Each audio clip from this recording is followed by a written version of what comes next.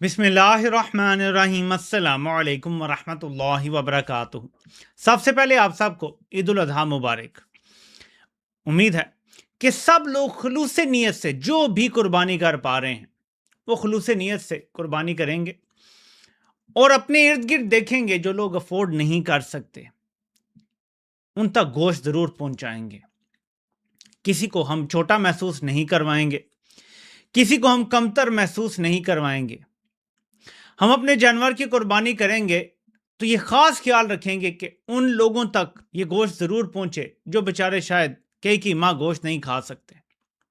ہم اپنے کسی عزیز رشتہ دار کو جو پہلے ہی ملٹیپل جانوروں کی قربانی کر رہا ہے صرف ایک روایت پوری کرنے کے لیے گوشت نہیں دیں گے، بلکہ وہاں دیں گے جو نہیں کر پا رہے یا جن کا اپنا بہت کم حصہ ہے۔ غریبوں کا بھی خیال رکھیں گے، رشتہ داروں کا بھی خیال رکھیں گے، اور صحیح طریقے سے اس قربانی کو اللہ کی بارگاہ میں پیش کریں گے۔ تو آپ سب کو عید الاضحیٰ ایک بار پھر مبارک۔ آتے ہیں آج کی خبروں پر۔ پاکستان ایک ایسا ملک ہے جس کے بارے میں بار بار کہتا ہوں کہ ہر روز نئے شوشے چھوڑے جاتے ہیں، ہر روز خبریں بنانے کے لیے کمپنی کی طرف سے کچھ نہ کچھ ایسا مارکیٹ میں ڈالا جاتا ہے کہ ان کی ناکامیوں پہ پردہ پڑا رہے۔ ان کی ناکامیاں جس میں معیشت کی ناکامی ہے، عدم استحکام ہے، غربت ہے، بے روزگاری ہے، تباہی ہے، بربادی ہے، کاروبار مکمل برباد ہو چکا ہے، عدلیہ ختم ہو چکی ہے، بیوروکریسی ختم ہو چکی ہے، ملک میں آئین قانون بالکل مذاق بن کے رہ گئے ہیں۔ تو انہوں نے ان سے ہمیشہ خود کو بچانا ہوتا ہے، تنقید سے خود کو بچانا ہوتا ہے، تو روز نئی خبر مارکیٹ میں آ جاتی ہے۔ اب ایک اور خبر مارکیٹ میں پھینکی گئی ہے، اور وہ یہ پھینکی گئی ہے کہ عمران خان کو ایک بار پھر آفر کیا گیا ہے کہ آپ کے جو سیاسی کیسز ہیں وہ واپس لے لیتے ہیں، لیکن جو 9 مئی کا معاملہ ہے اس پہ آپ اپولوجائز کر لیں، ایک نکا سا سوری بول دیں تو بس پھر معاملات سارے درست کر لیتے ہیں۔ اب یہ خبر اڑا دی گئی ہے، ٹھیک ہے، ہر کچھ عرصے بعد ایسی خبریں اڑا دی جاتی ہیں۔ میں دونوں طرح سے اس خبر کا جائزہ لوں گا کہ اگر یہ سچ ہے تو اس کا اینگل کیا ہے، اور جو رومرز ہے تو کیوں ہے۔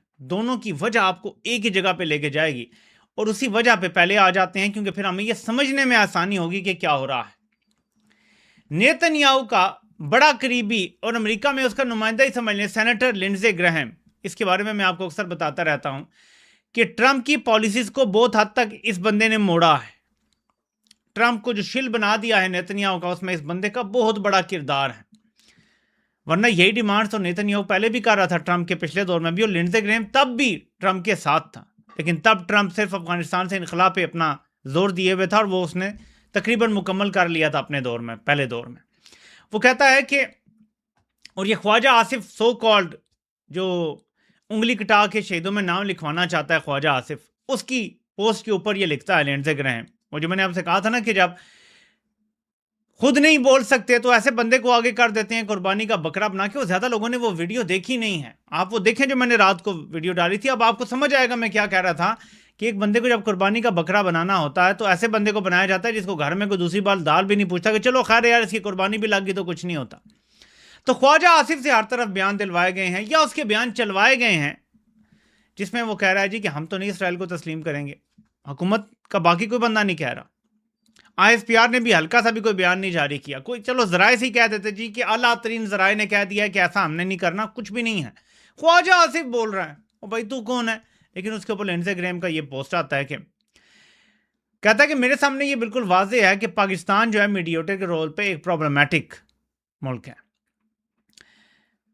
ان کی اسرائیل سے جو دشمنی ہے وہ بڑی پرانی ہے، اور it is undeniable that Iranian military aircraft are being housed on Pakistani air bases and past rhetoric from the highest Pakistani officials against Israel is disturbing.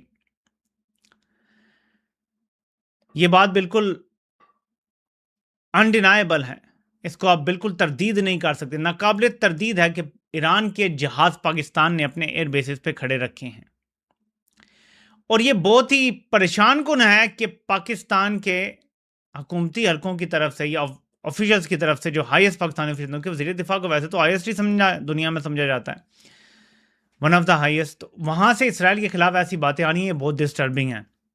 لکھتا ہے کہ as to the defense minister's comment about the Abraham Accords, saying that Pakistan would never join because they don't trust Israel. The clip may be a year old, but I fear the sentiment is fresh. اب وہ آگے کہتا ہے کہ may be یہ جو clip چل رہا ہے، کیونکہ یہ کلپ چلوایا گیا ہے، خواجہ آصف کو سامنے کیا گیا قربانی کا بکرا بنانے کے لیے. پرانا کلپ جو ہے وہ سوشل میڈیا کے جو ان کے ہے نا چاؤں چاؤں بریگیڈ جو ہے جس کو پیسے پہ رکھا ہوا ہے ISPR نے، ان کے اور باقی انہوں نے یہ چلوائی ہے ویڈیو کہ یار یہ چلا دو ذرا، خواجہ آصف کی قربانی لگتی. خیر اس کے امریکہ ٹریول پہ بھی بین لگتا ہے، خیر یہ ویسے ہی فالتو ہے. اس کی ویڈیو پرانی والی تھی، وہ چلا دی، اس کا بیان الجزیرہ نے چلا دیا، باقی سارے میڈیا نے چلا دیا جی خواجہ آصف نے کہہ دیا ہے کہ ہم اسرائیل کو تسلیم نہیں کریں گے، جوائن نہیں کریں گے. وہ آگے سے الجزیرہ بعد میں کہتا ہے جی کہ ایسی کوئی بات انہوں نے نہیں کی تھی، ہم نے غلطی سے پوسٹ کر دیا لیکن اب دنیا نے اٹھا لیا. تو لنزے گریم کہتا ہے کہ بے شک یہ 1 سال پرانا کلپ ہے لیکن لگتا ہے کہ یہ جو جذبات ہیں یہ تازہ ہیں. In that regard, it is imperative that Pakistan give an answer now to President Trump's call to join the Abraham Accord. اب یہ زیادہ ضروری ہو گیا ہے، لازم ہو گیا ہے کہ پاکستان ٹرمپ نے جو کہا ہے نا کہ ابراہم اکارڈ کو جوائن کرو، اس کا فوری طور پہ جواب دے. یعنی خواجہ آصف کے پرانے کلپ چلانے سے بات نہیں بنے گی، خود جواب دے. ISPR کہے نا ایبسولوٹلی ناٹ. شہباز شریف سے کراؤ نا ٹویٹ، وہ کہے ایبسولوٹلی ناٹ.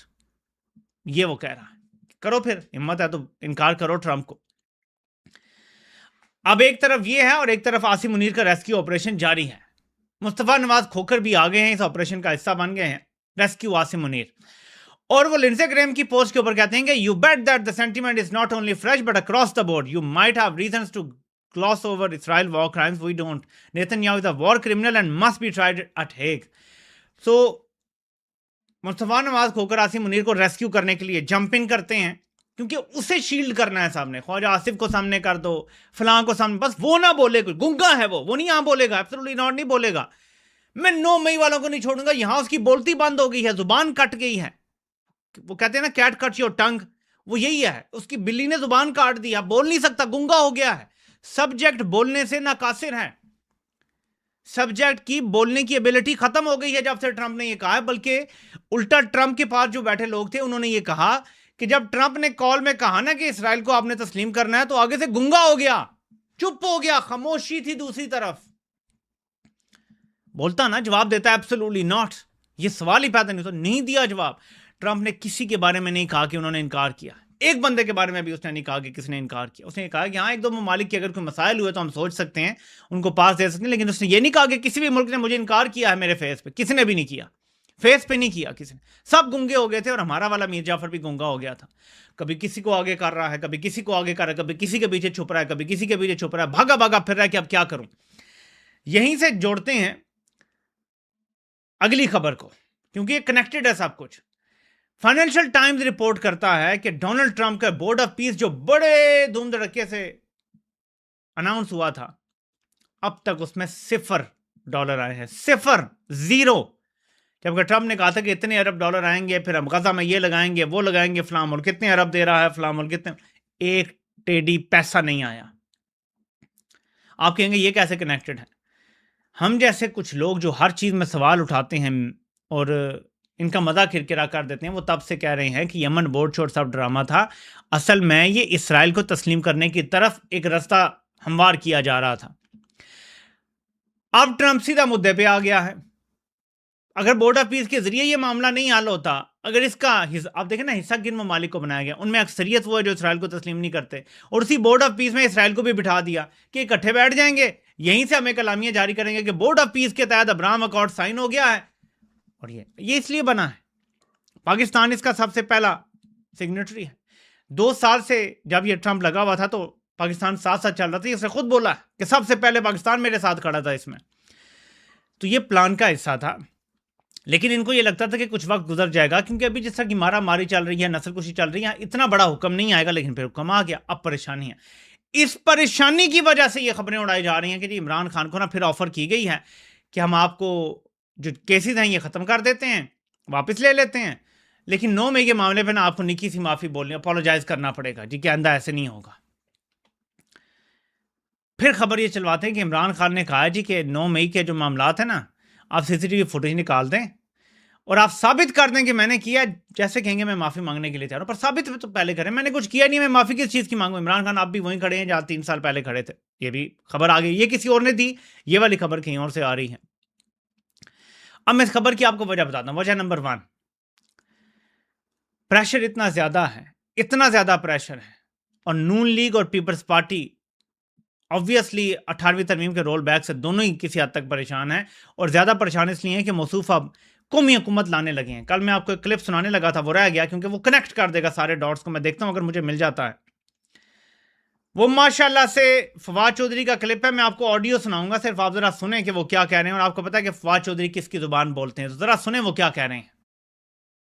ایک قومی حکومت کی طرف بڑھ رہا ہے اور انشاءاللہ بجٹ کے بعد اس میں آپ کو اور تیزی نظر آئے گی. جو آپ نے بین الاقوامی کامیابیاں حاصل کی ہیں، جو فیلڈ مارشل کا جس طریقے سے پوری دنیا میں استقبال ہوا، جو ان کی باتیں ہوئیں، اب اس کامیابیوں کو پاکستان کے اندر ٹرانسلیٹ بھی تو ہونا چاہیے نا. کوشش کر رہے ہیں کہ لاہور میں ایک بڑی کانفرنس ہو جس میں مولانا فضل الرحمان اور پیر صاحب پگاڑا اور جو ایون پی ٹی آئی، ان تمام پارٹیوں کو ہم اکٹھا کریں اور ایک گرینڈ اپوزیشن الائنس کی طرف ہم قدم بڑھائیں. پہلے آپ کو قومی حکومت ہی بنانی پڑے گی. میرے خیال میں تو اسپیکر نیشنل اسمبلی کے آفس میں ملاقات ہو سکتی ہے. پاکستان بہت تیزی سے قومی حکومت کی طرف بڑھ رہا ہے. آپ کو پہلے قومی حکومت ہی بنانی پڑے گی. سب جانتے ہیں فواد چودھری کس کی زبان استعمال کر رہے ہیں. اب یہ خوف ہے نون لیگ اور پیپلز پارٹی کو. اس پہ سونے پہ سہاگا یہ خبر اڑوا دی گئی ہے جی کہ عمران خان سے بھی معاملات طے کرنے کی کوشش ہو رہی ہے. رانا ثناء اللہ چیخیں مار رہا ہے میڈیا پہ آگے، جی پی ٹی آئی ہم سے تو بات کرنا نہیں چاہتی تو پھر ادھر ہی ملاقاتیں ہوں گی نا. And Noon League knows this game all too well. They have played it far too many times. وہ اس گیم کے بہت پرانے کھلاڑی ہیں. وہ جانتے ہیں کہ جب آثار نظر آتے ہیں تو کیا ہوتا ہے، تو وہ گھبرا گئے ہیں. اچھا، ان سے گھبرا کے کچھ ترمیم کروانی ہے. ایک تو یہ ایشو ہے، اور یہ بڑا سمپل سا ایشو ہے. لیکن اس خبر کو ایک اور اینگل دیا گیا ہے اور کہا گیا ہے جی کہ وہ نہیں، آج کل نا ایک بڑا عجیب سا آ گیا، ہر بندہ فلاسفر بن گیا ہے. ہر بندہ نا کوئی عجیب و غریب قسم کی نا فلاسفیاں جھاڑنا شروع ہو گیا جی. وہ نا سوال کیا کہ کیا، تو آگے سے جواب آیا کہ استحکام بہت ضروری ہے. وہ سارے ایسی باتیں کر رہے ہیں پہلیوں میں، یعنی کہنے کی یہ کوشش کر رہے ہیں کہ جرنیلوں کو یہ لگتا ہے کہ عمران خان کے بغیر استحکام نہیں آئے گا، اور اب استحکام بہت ضروری ہو گیا ہے کیونکہ امریکہ کا دباؤ آ رہا ہے اسرائیل کو تسلیم کرنے کے لیے.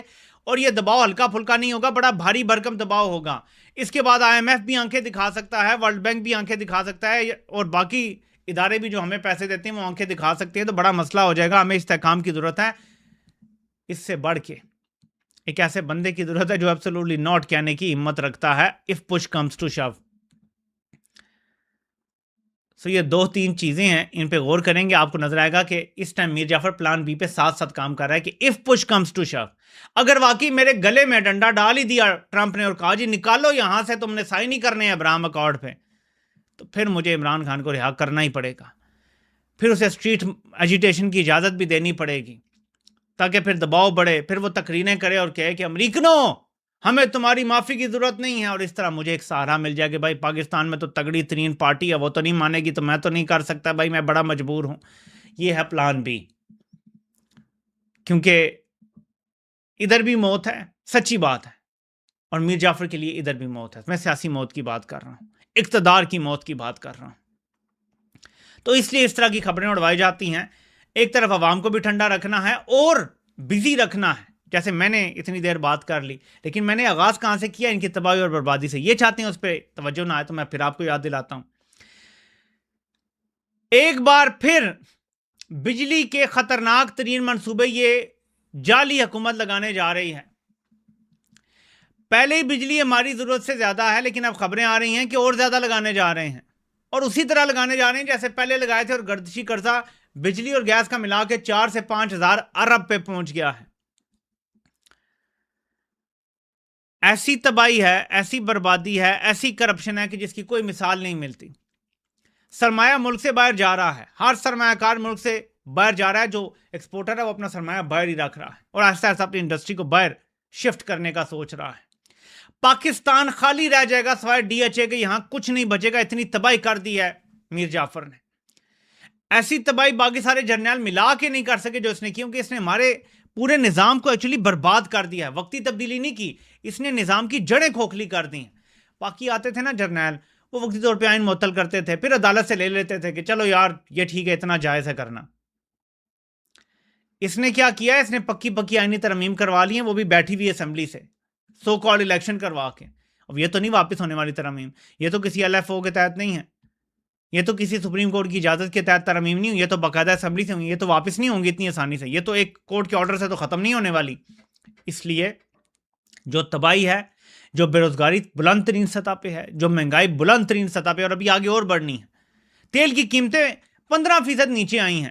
کیا انہوں نے تیل کی قیمتیں نیچے کی ہے پاکستان میں؟ نہیں، کیونکہ ان کے پاس ٹیکس کلیکشن کا کوئی اور طریقہ نہیں ہے۔ جیسے جیسے قیمتیں نیچے آئیں گی، یہ لیوی اور ٹیکس بڑھاتے جائیں گے اور اپنا مال بناتے رہیں گے تاکہ ان کی نااہلی کی قیمت عوام چکاتی رہے۔ تو آپ نے یہ جو ساری افواہیں اڑائی جا رہی ہیں ان پہ کان نہیں دھرنے۔ میر جعفر پھنس ضرور گیا ہے، اس میں کوئی ڈاؤٹ نہیں ہے، اس کو پلان بی کی ضرورت ہے، اس میں بھی کوئی ڈاؤٹ نہیں ہے، اور ہو سکتا ہے کہ وہ وقت آئے جب یہ عمران خان کے پاؤں پکڑے گا ڈیالہ جا کے، لیکن شاید ابھی وہ نوبت نہیں آئی۔ اس لیے ایسی کسی خبروں پہ کان مت دھریں۔ آپ کو ایک بار پھر عید مبارک، آپ سے انشاءاللہ پھر ملاقات ہوتی ہے۔ اللہ پاک آپ سب کا حامی و ناصر ہو۔ آپ سب کے سننے کا بہت بہت شکریہ۔